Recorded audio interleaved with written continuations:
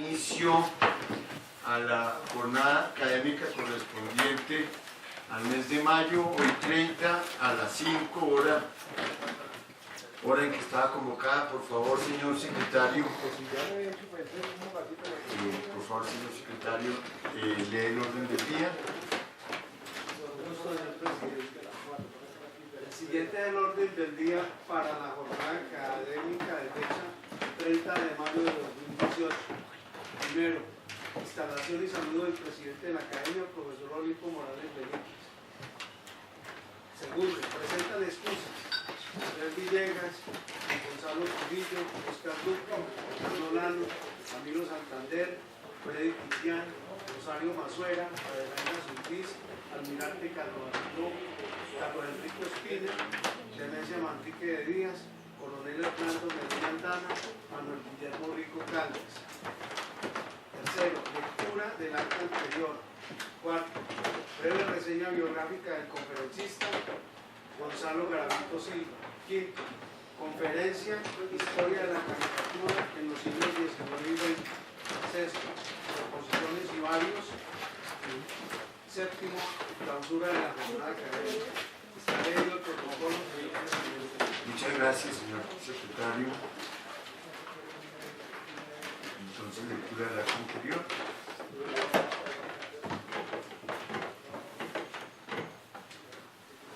Primero, lectura del acta anterior. En la ciudad de Bogotá, los 25 días del mes de abril de 2018, hora y 5:30 pm, se dio comienzo a la jornada académica ordinaria en la sede principal de la Sociedad Académica Santanderista del Verano. Convocatoria efectuada por el presidente, profesor Olimpo Morales Benítez, y secretario general José Asunción Suárez Niño, estableciéndose el siguiente orden del día: instalación de la sesión. Segundo, excusas de los miembros de diferentes academias. Tercero, lectura del acta anterior. Cuarto, breve reseña de los facilitadores Jorge Emilio Sierra Montoya y Carlos Chávez Avellaneda. Quinto, presentación del libro Martin Luther King. Sexto, conferencia del pensamiento político de Gaitán. Séptimo, proposiciones y varios. Octavo, jornada académica. Clausura de la jornada académica. El desarrollo fue el siguiente. Iniciamos la jornada académica a las 5:30 de la tarde, según lo establecido en el protocolo de la misma jornada. Se tuvo en cuenta el factor climático para esperar 30 minutos en la iniciación de la misma y se presentaron excusas por diferentes miembros de las academias invitadas a esta interesante reunión. Lectura del acta anterior. El secretario general procedió a dar lectura detallada del acta número 013, efectuada el 21 de marzo, relacionada con el liberalismo en la historia, a cargo del abogado, profesor e historiador Julio Roberto Galindo Hoyos, quien además presentó su libro Historia del Liberalismo.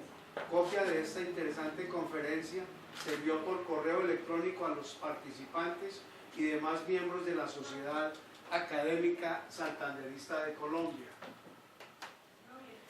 Se leyó la breve reseña del facilitador Jorge Emilio Sierra Montoya. Se dio lectura a la interesante hoja de vida del periodista y escritor Sierra Montoya, en la que se destaca su extraordinaria carrera académica en los principales foros del pensamiento a nivel nacional. En cuanto al historiador Carlos Chávez Avellaneda, el presidente Olimpo Morales Benítez destacó su brillante hoja de vida en la academia y en la docencia como titular de la cátedra de historia. Quinto, presentación del libro Martin Luther King. Mediante una impecable presentación, el profesor Chávez Avellaneda hizo pormenorizado resumen de la vida y obra del gran pensador, premio Nobel de Paz Martin Luther King. Dicha obra se encuentra condensada en un atractivo volumen ilustrado por su autor, que fue de gran recibimiento por su contenido histórico y didáctico, haciendo un paralelo entre Martin Luther King y Jorge Eliezer Gaitán, dos mártires demócratas en la lucha por la igualdad y defensa de las clases menos favorecidas. Sexto, conferencia El pensamiento político de Gaitán. El profesor Jorge Emilio Sierra Montoya nos mostró los aspectos más interesantes sobre la vida y obra del caudillo del pueblo Jorge Eliezer Gaitán. Resalta su brillantez académica, formación humanística con especialización en Derecho Penal, siendo el mejor alumno del más grande penalista de su época, Enrico Ferri, en Italia. La obra de Jorge Eliezer Gaitán es perdurable a través de los tiempos. El mensaje de paz y solidaridad entre los colombianos todavía retumba en los rincones de Colombia. Voz que no se apaga, sacrificio que cubrió de luto todo el territorio nacional en una época de violencia entre los partidos liberal y conservador, a través de agentes estatales que dieron inicio a las guerrillas liberales y a regímenes totalitarios que ensombrecieron el cierre de Colombia y que posteriormente dieron inicio al llamado Frente Nacional. Las dos intervenciones de los profesores Sierra y Chávez fueron enviadas vía magnética a todos los asistentes y miembros de la Sociedad Académica Santanderista de Colombia.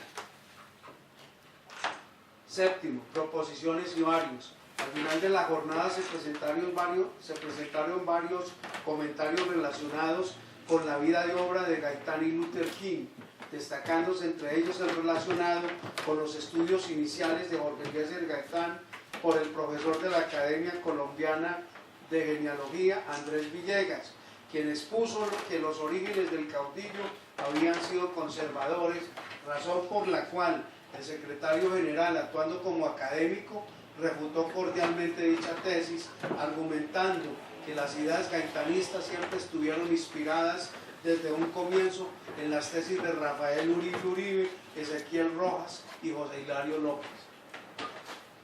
Octavo, clausura jornada académica. Una vez agotado el orden del día, hacia las 7:30 de la noche, se dio por finalizada esta interesante jornada académica y se invitó, como es costumbre, a degustar unas deliciosas achiras, almojábanas y pan de yuca. ¿Sí?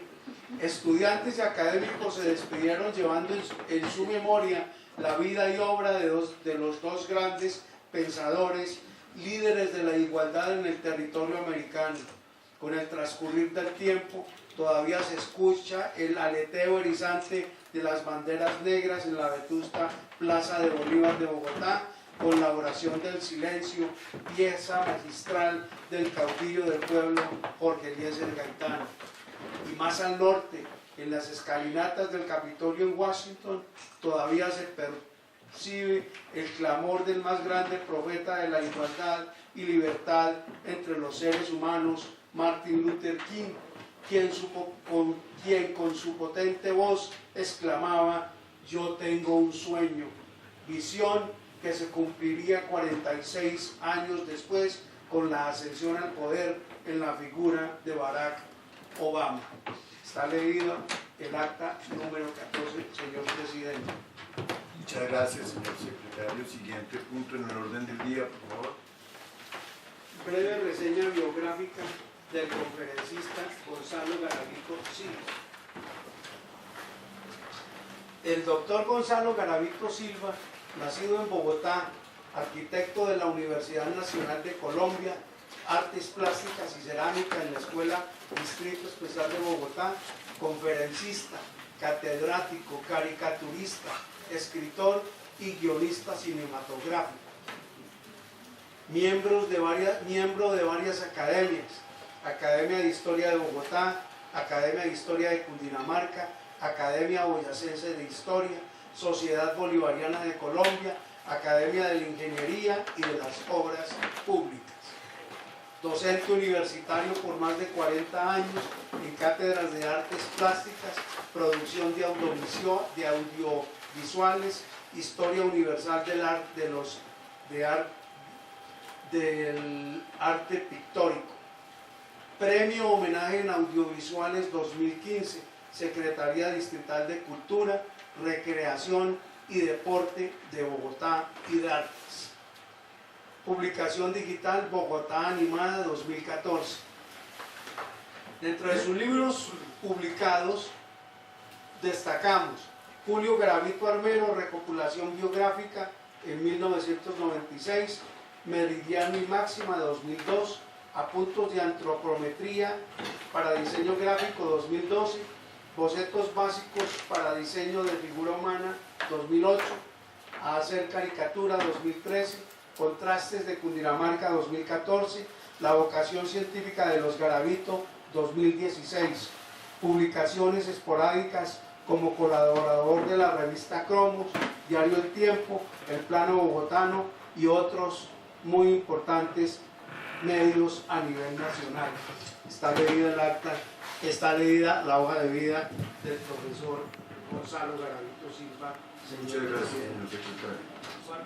Quinto punto, saludo del señor presidente, profesor Olimpo Morales Benítez. Muchas gracias, señor secretario.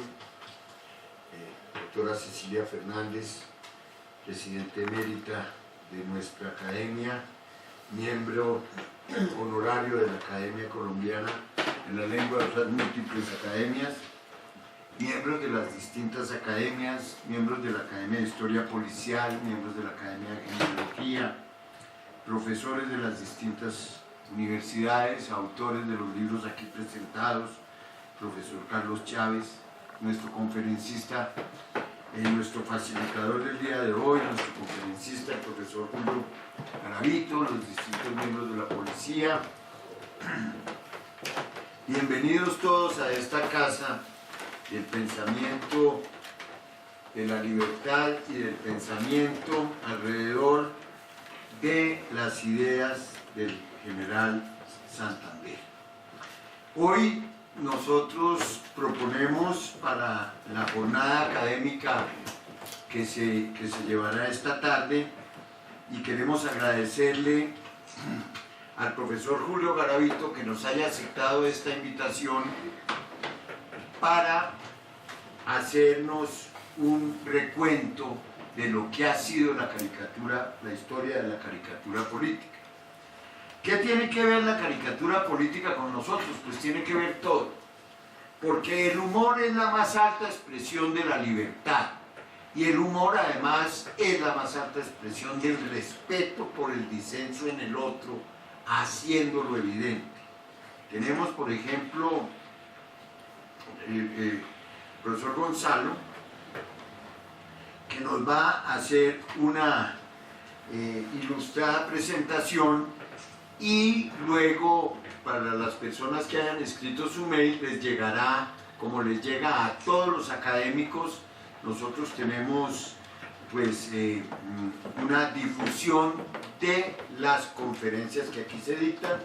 Somos realistas, no siempre es fácil la presencialidad, entonces pues la conferencia estará pues en las redes sociales, en nuestra página web, etc. Vemos que la caricatura nos obliga a estar entre el disenso y el derecho al respeto. Eso es lo que vamos seguramente a reflexionar hoy. El disenso, porque la caricatura es una forma de que todos nos identifiquemos con lo que no estamos de acuerdo del otro. Y el derecho al respeto, pues, es que se puedan expresar esas ideas. No siempre ocurre así. Recordemos los recientes atentados a Charlie Hebdo, etc. Y vemos que en la actualidad pues nos pareció, y de nuevo le agradezco al profesor Gonzalo que nos haya aceptado este espacio, porque estamos discutiendo en eso. Por ejemplo, tenemos un gran debate democrático en el país, y fíjense ustedes que estamos metidos en la caricatura. Todos ahora tienen que salir a decir: me gustan las caricaturas que me hacen. Alguien en algún momento trató de meterse contra esa libertad de expresión y se le vinieron pues, los censores de hoy, que son las redes sociales. No quiero extenderme. Nosotros luego tenemos posibilidad hacemos dos tipos de discusiones, una en la mesa y otra alrededor de las achiras. Hoy el señor secretario se abstuvo de decir que al final cogíamos nuestros caballos percherones y nos íbamos a nuestras casas habaneras. Ah, bueno, listo. Porque de aquí no salimos en carros, sino en caballos percherones.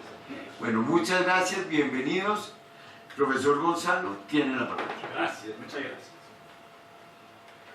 Bueno, quiero antes que nada expresar mi sincera gratitud a la Academia Santanderista de Colombia por su amable invitación a esta presentación, la que estará algo alejada del rigor académico, debido al tema mismo de la informalidad que implica la palabra caricatura. Gracias, señores académicos de la Junta Directiva, doctor Olimpo Morales Benítez, doctora Cecilia Fernández de Palini, y a José Asunción Suárez Niño, el doctor José Asunción, quien me hizo la amabilidad de traerme a este magnífico recinto donde siento respirar el aroma de la historia patria. Cada uno de nosotros tiene naturalmente una idea propia de entender o interpretar el dibujo de caricatura, y quizás cualquier definición formal resulte sobrando. Pienso que la mejor propuesta es solo recordar ciertas características comunes con este arte pictórico. En la pintura recordamos que la iconicidad es la semejanza presentada con un modelo original o un cuerpo de la realidad. Un buen retrato tiene un fiel parecido con el retratado en todos sus detalles. En la caricatura, el dibujo se aleja de ese modelo exagerado según detalle. En el caso de un rostro de facciones exageradas o menguadas, sin perder naturalmente la semejanza y la identidad. De hecho, el nombre mismo de este tipo de dibujo o de representación proviene de la lengua italiana caricare, que significa exagerado, cargado. Al referirse a la representación de un rostro, se puede pensar en algún rasgo, ojos, narices, se exagera lo que se puede marcar o incrementar una semejanza, aún perdiendo su parecido fotográfico. De la misma forma, se puede caricaturizar un cuerpo también mediante exageraciones. Esta caricatura de fisonomía puede contener varios tipos de figuras alegóricas y rodeadas por elementos de ambientación. Pero en la caricatura política, de la que hablaremos, participan muchos factores y une varias características: una situación, una locación, un detalle de conducta que sea susceptible de crítica.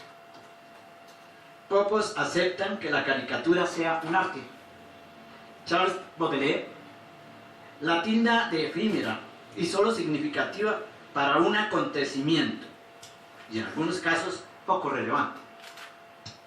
Azorín la acepta como testigo interesante de la historia para complementar vacíos documentales. Imágenes, alegorías simbólicas se vinculan al lenguaje de la caricatura.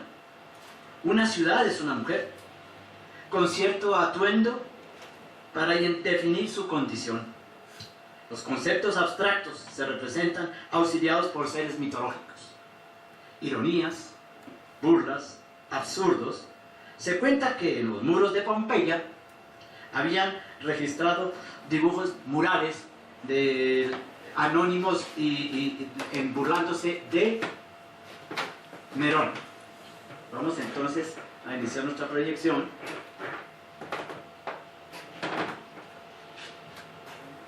Sí, podemos apagar la luz. Yo enciendo aquí una pequeña que no espero que no moleste a nadie. Bueno, La visibilidad. más agradable aquí, como quieran. ¿Cómo les? Bueno, Pero tú tienes buena luz ahí. perfecto. Gracias a este lámpara que espero no molestes a ustedes. Bueno, en este momento empecemos por estas imágenes que se recogieron de los papiros egipcios, posiblemente ejecutados durante el reinado de Ramsés II. Un gato obsequia una flor de loto a una rata. Un gato pastorea a unos patitos.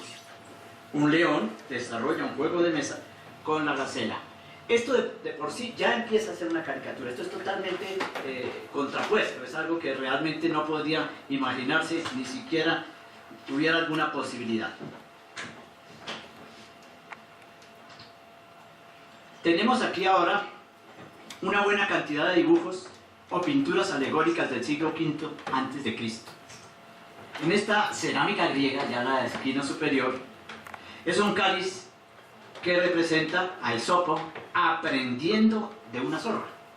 Es precisamente y el estilo al estilo de las sátiras de Aristófanes. En este otro abajo es el caso de la alegoría, una obra de arte de 2 niveles. El caso de la alegoría es una historia de arte de 2 niveles paralelos en significado. Aquí un joven que representa a Cristo como el buen pastor que cuida de su rebaño, el género humano, todo dentro de un círculo simbolizando lo eterno y lo divino. A la derecha, el caso de la pintura de Fra Angelico, que ahora es Fra Angelico en la Anunciación, ahora es Beato Angelico, una de las obras de arte colmada de señales sagradas y alegóricas. En la parte izquierda, el ángel expulsa a los ángeles habitantes del paraíso, condenando al género humano. Y a la derecha llega la redención, el mensaje de la Virgen, a la Virgen del Arcángel San Gabriel, y la aceptación de la Virgen, que significa la redención. Mediante un rayo dorado aparece la mano del Padre.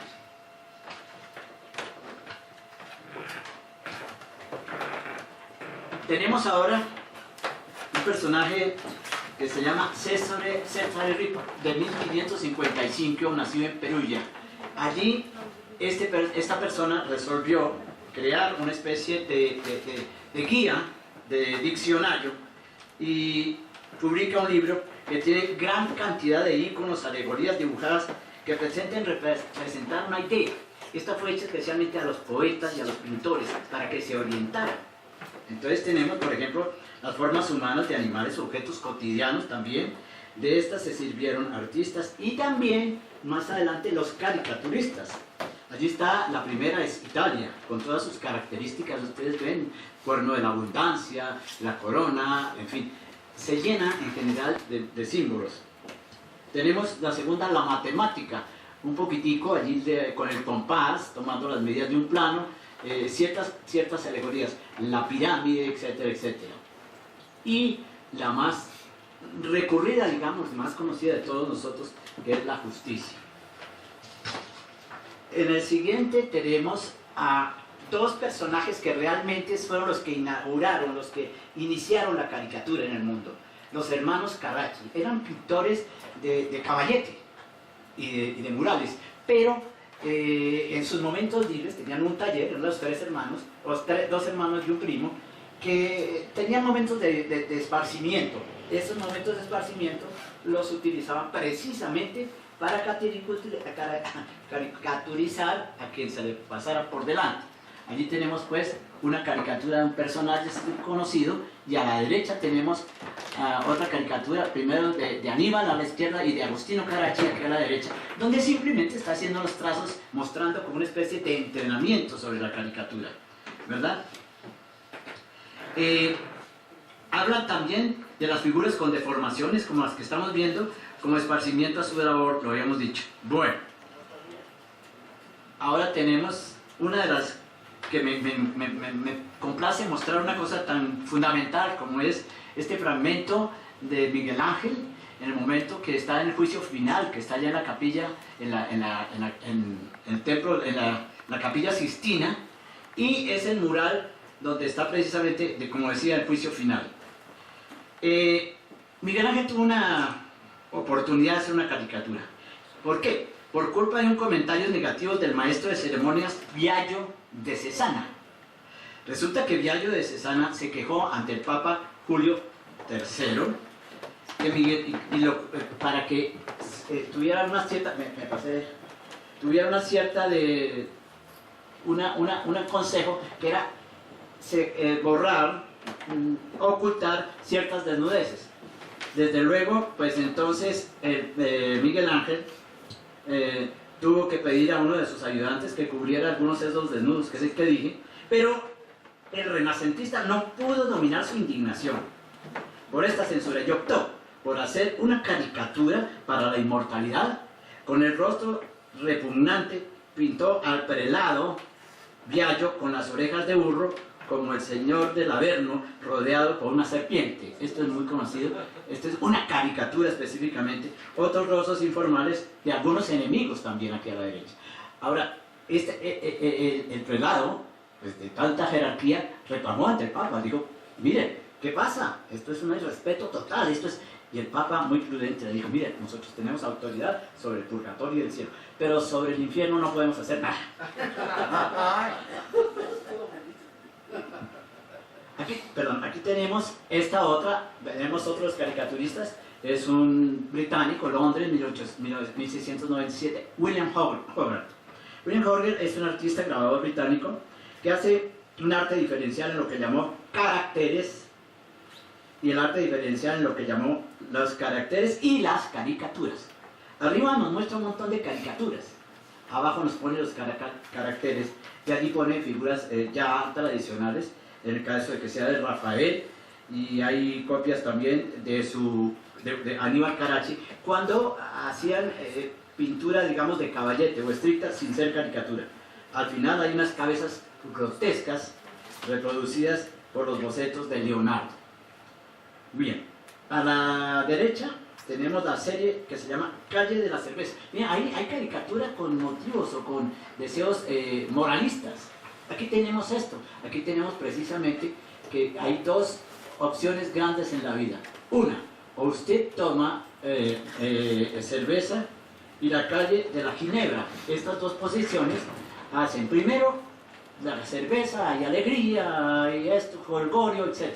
Y está todo muy agradable. A la derecha pinta él lo peor, una mujer que descuida a su hijo, la gente enferma, destruyéndose todo. Ese es pues un ejemplo de las dos bebidas que aconsejaba que se tomaran. Bueno, tenemos ahora aquí a Francisco de Goya.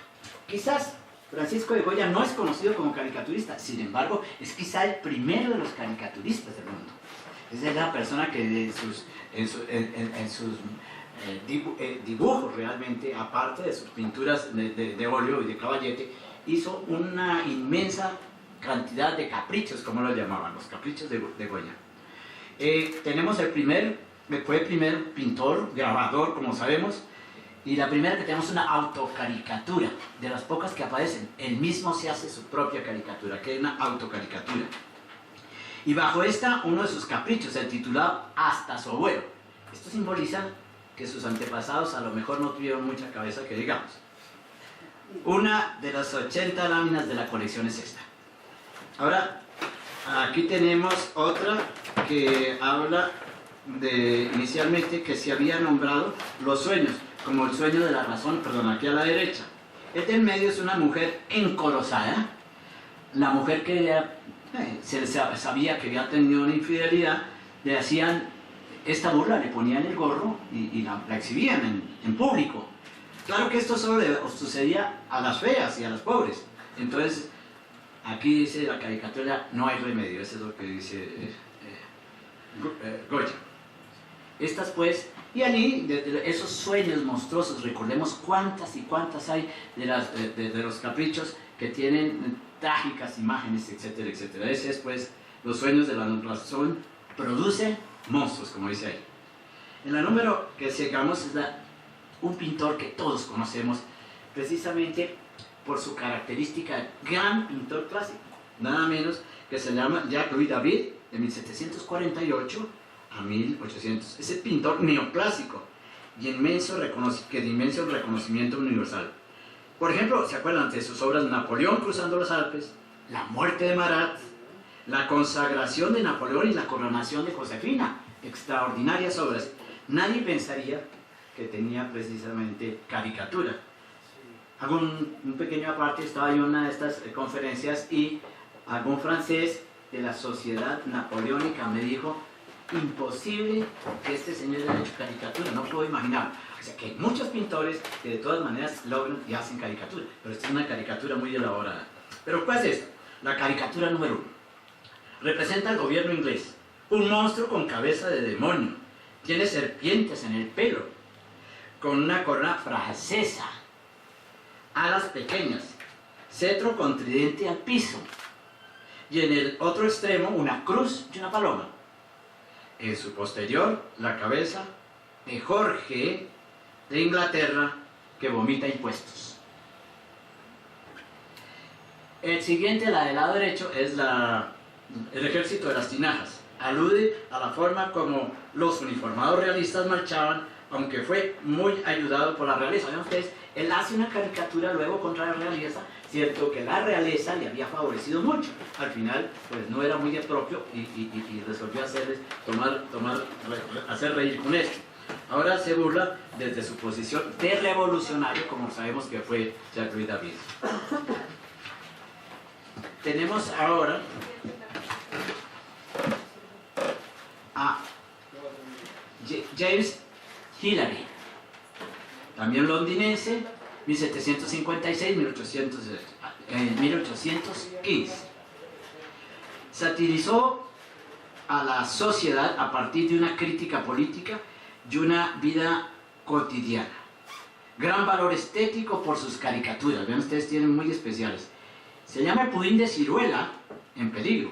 Por un lado, el primer ministro británico William Pitt, y naturalmente al otro lado, Napoleón, el líder Napoleón, fechada esta caricatura en 1805. El siguiente es el tiempo muy resbaladizo. Muestra la caída de un amigo suyo, John Snaith. En esta es parte de una serie de 7 copias muy comercializadas. Al fondo hace su propia promoción, pues en la ventana pega muchas de sus obras, allí en esta de la derecha. Hay algo que es importante resaltar, que estos grabados eran vendidos, tanto como hoy las monas del mundial. Era una cosa de esto, se cambiaban, se llevaban, se vendían muchísimo. Entonces, en eso les ayudaba mucho a los caricaturistas. Bueno, tenemos ahora llegamos aquí, a Pedro José Figueroa, Bogotá, 1770-1838. Pues Pedro José le tocó, en un momento de necesidad, pues pintar sobre el retrato conmemorativo de Pablo Morillo, la famosa obra La tela de Bolívar con la América India. Resulta que detrás de ese cuadro de Bolívar estaba Morillo. Él lo repintó. No lo puedo hacer aquí, pero en algún momento casi con rayos X se alcanza a ver aún la cara de Morillo detrás de esta. Este está allá en la Quinta de Bolívar. Y allí aparece esto, y es paradójico como Figueroa tuvo que correr, porque las circunstancias habían cambiado. Ya venía pintando a su Morillo, y de golpe cambian las circunstancias, entonces apura y cambia a esta. Era necesario hacer la de emergencia. Sí. Bueno, aquí nos recuerda precisamente esas alegorías que vimos en Ripa, ¿no? Precisamente cómo iban representando los personajes para acentuarlos según el ambiente y según los atuendos. Tenemos con traje militar aquí al Libertador, que abraza a una muy joven, casi una niña, ¿no? Femenina y muy adornada, que representa a América coronada, con penacho, armada de arco, flechas, sentada encima de un caimán que a veces ni se ve mucho, me parece que le metió al final todos esos elementos, y recostada en un cuerno de abundancia que tampoco se alcanza a ver demasiado, y al final de golpe ahí está una palmera, está bastante oscuro esa parte, pero era para ambientarla y volverla un ícono americano, un ícono de aborigen. Lo mismo está pues Jacques Grasset de Saint-Sauf en 1796, que hace las mismas láminas, los mismos grabados que se ven. De ahí se ve la conexión entre los personajes alegóricos. Tenemos ahora algo que toca a ustedes y que lo saqué específicamente para ustedes, yo no lo tenía en la conferencia anterior, pero tenía que hacerlo. Se llama Desembarque de un colombiano errante, 1832, por un anónimo. Ese es Francisco de Paula Santander. Sí. Se trata de una escena que representa a Santa Marta, es en Santa Marta, el 17 de julio de 1832, del general Santander, que regresa de su destierro. ¿Quién? ¿Cuándo? ¿Cómo? ¿Y dónde se me paga? Él dice dentro de los textos. Hay textos que dicen, la alegoría, bueno, y en la alegoría está un nativo sentado, como ya vemos imagen, sobre la tumba de Bolívar y pregunta, ¿y el empréstito?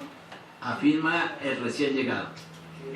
Santander contesta, fue hurtado. Esta es una de las series de caricaturas contra Santander. Hay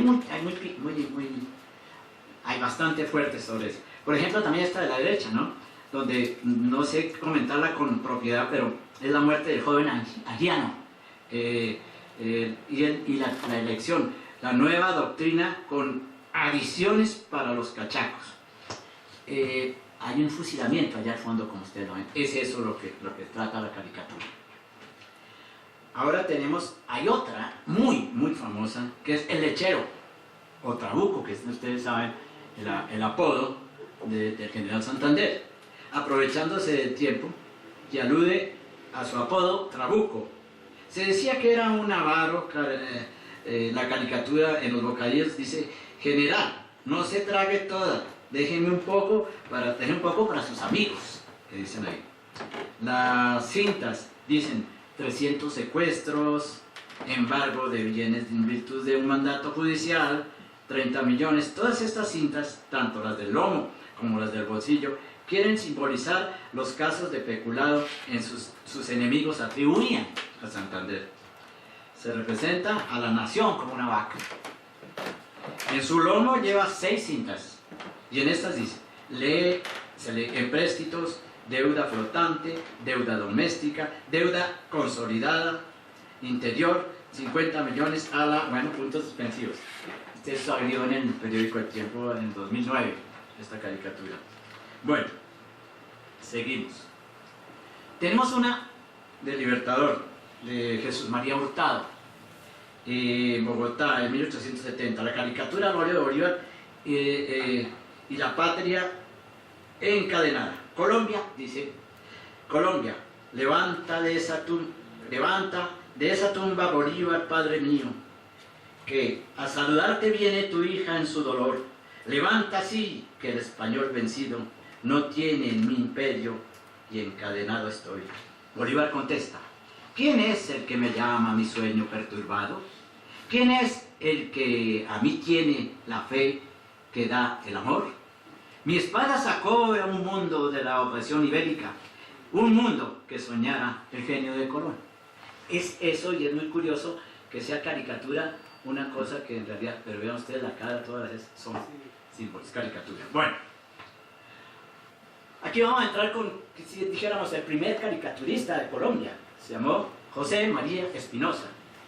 Fue nada menos que el abanderado de Antonio Nariño, acordemos, en la campaña del sur. Bueno, la situación es que en Popayán fue puesto prisionero y lo quintaron. Aquella quintada era coger a los prisioneros, contar de la cantidad que tengo, 1, 2, 3, 4, 5, 9, mate este, iban quintándolos, iban sacando uno de 5. Y le tocó esa situación vivirla a José María Espinosa. José María Espinosa nunca perdió su compostura ni su sensación. ¿Qué hizo? Pues voy a hacer una caricatura que me va a matar. Y le hizo una caricatura que rieron por tiempos y ayudó a borrar esa angustia que tuvieron en ese momento. Es pues una de las funciones de la caricatura. Bueno, en 1796, habíamos dicho que no solo eso, el que lo iba a fusilar se llama el sargento Grueso. Tiene otras caricaturas, veamos esta del lado, que es el amolador de Bogotá. Estos ya son un poco figuras típicas, ¿no? Figuras típicas. Tenemos el Celestino Martínez al lado derecho, perdón, Pedro Somoza, Celestino Martínez, y las caricaturas de fisonomía que acentúan vestimenta en actitud y la actividad, como en el caso de la derecha de Venezolano Martínez, un pintor en esa época bastante olvidado. Bueno, tenemos ahora aquí a Espinosa y el general José María Melo. En el primer momento pinta el general Melo con su atuendo muy elegante en un caballo de paso, y resulta que después de que pasan los acontecimientos, Melo, ustedes recordarán que estaba ayudado por los artesanos. Y entonces pasaron las cosas que pasaron y se llegó el momento de la caída de Melo. Y lo pinta para burlarse de una montgolfiera que se estalla y se viene al piso. Entonces es una acuarela que hizo en el año de 1854. Ya habían pasado ciertos acontecimientos. Bueno, vemos ahora otra que se llama las vagabunderías bogotanas, el atraco ficticio del liberal Florentino Vesga. están simulando escenas, no es pura caricatura. Es muy difícil leer los textos de la parte superior por más lupa que se tenga. Entonces no he encontrado ninguna parte, estoy buscando, me hubiera gustado poder representar esto. Al lado, el tertuliadero bogotano. Ese es el almacén del gallo. Allí está Caicedo, está Guerra, está Montalvo y San Pedro. Esas alegorías siempre, ¿no? El nombre nada más es. Ahora, tenemos esta de Espinosa también. Servies, el general Rogerio Monsalve. A la derecha. También pintaba personajes. Aquí está el bobo Pasitos.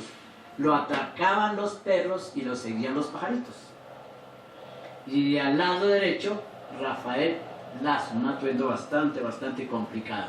De todas maneras, esta guía de los caricaturistas ayuda a los atuendos de la época, ¿no es verdad? Porque a veces no se tenía muy en cuenta y allí los caricaturistas nos dejaban muy buenos contenidos. Honoré Daumier es otro de los caricaturistas más notables de Francia. En su tiempo fue un naturalista, un realista en el sentido de la época pictórica. Pinta una de las caricaturas más conocidas, sobre todo que tuvo una sanción terrible, porque pintó a Luis Felipe, ¿no?, con la cara de pera. Eso, de todas maneras, tuvo mucha trascendencia y le ocasionó que le sacaran y le acarreó prisión inmediata. También fue un gran naturalista, pintor, eclipsando muy curiosamente su carrera como caricaturista de su gran carrera como pintor. Allí está el famoso cuadro del pasajero de tercera. Eso es uno de los cuadros del óleo. O sea, hizo mucho pintura de caricatura. Alguien le decía, maestro, ¿por qué no sigue con la pintura?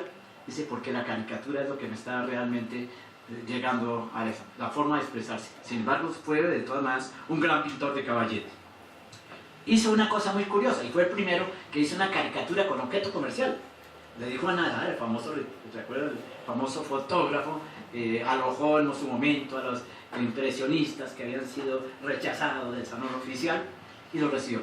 Nadar tenía un edificio y un negocio y dijo, vamos a ayudarle con esto. Y le hizo una caricatura muy ingeniosa, esta que está ahí, donde Nadar quiero expresar que la caricatura va subiendo hasta ponerse a la altura del arte. O sea, no era considerado algo técnico hasta que sienta la gente que esto es un arte. Bueno, ese es de Nadar. Ahora, hay publicaciones muy interesantes. Quizás son las primeras del no Charivari, el francés, vigente desde el año 1832 al 37, tuvo 5 años. Y su organizador, su gestor fue Charles Philippon, uno de los mejores caricaturistas que ha habido.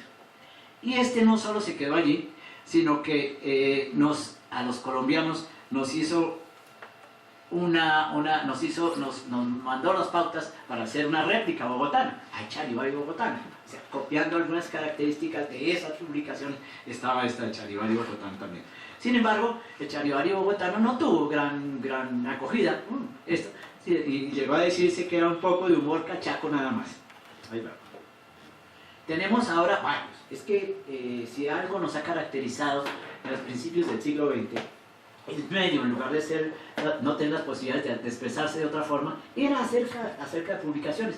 Allí tenemos el zancudo de Alfredo Breñas, el bumangués famoso, que fue expulsado también de Colombia y se tuvo que ir a Costa Rica, después volvió, como le han censurado su periódico, le cambia el nombre del periódico, se ha tenido otro, pero nunca se da por vencido, sigue haciendo caricatura para molestar. Sí, efectivamente. Ya tenemos a Mefistófeles, otra publicación de Alfredo Borda y Darío Gaitán, el Bogotá cómico, uno muy famoso, de Pepe Gómez, el hermano de Laureano Gómez. Está ahí por pinta a Víctor Medita, de Rivales, aquí Rivas, el caricaturista Lápiz, se escribe también, tiene unos seudónimos diferentes, Lápiz también se firma. Y en la Semana Cómica, aquí a la derecha, 1920, de Martínez Rivas, y también Pepe Gómez, que es el que habíamos dicho. Tenemos otros, el fantoche de Manuel José Jiménez, cómo van a asesinar a la patria, bueno, de todo tipo de alusiones que hay. Sal y pimienta, de Manuel José Jiménez y otros. Tenemos la guillotina, todos nombres muy sugestivos para la prensa y para las... Bueno, Vamos a entrar a otro de los caricaturistas, que es José Manuel Grot, de 1800 al 78. Aquí tenemos de José Manuel Grot una caricatura que llamó Tipos. Esta se llamó Tipos, que son los sacerdotes que adhirieron al gobierno de José Hilario López en contra del arzobispo Mosquera. En el siguiente, algo de costumbrismo. Tenemos los jugadores de naipe, costumbres colombianas del siglo XIX. Y presenta a la derecha José Hilario López, que alude al día del puñal en 1851. Hay una aclaración sobre esta curiosa caricatura, y la hace la maestra Beatriz González. Y yo estoy muy de acuerdo con lo que dijo, que López en realidad, por más que sea, es una caricatura porque no es una realidad. O sea, parece que jamás podíamos decir que José Hilario tuviera ni ánimo de borracho, ni persona armada, y mucho menos de burro. Entonces, dice Beatriz González, por eso no se puede tomar la caricatura tan estricta, porque qué tal que estudiamos la historia de Colombia con caricatura, no podía ser así. Bueno, tenemos ahora que es otra de las famosas, Alberto Urdaneta. Bueno, ustedes conocen la figura de Alberto Urdaneta como alguien extraordinario.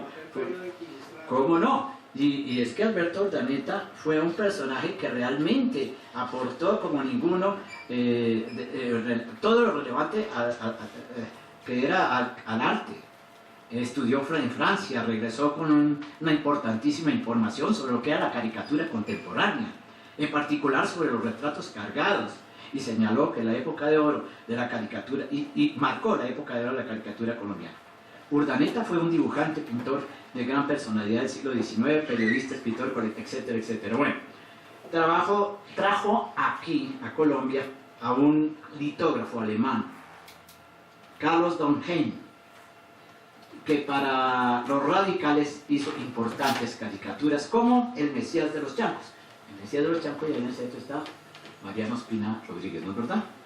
Bueno, a la derecha la otra caricatura, es difícil de afirmar quiénes son en realidad los personajes, pero no es fiable.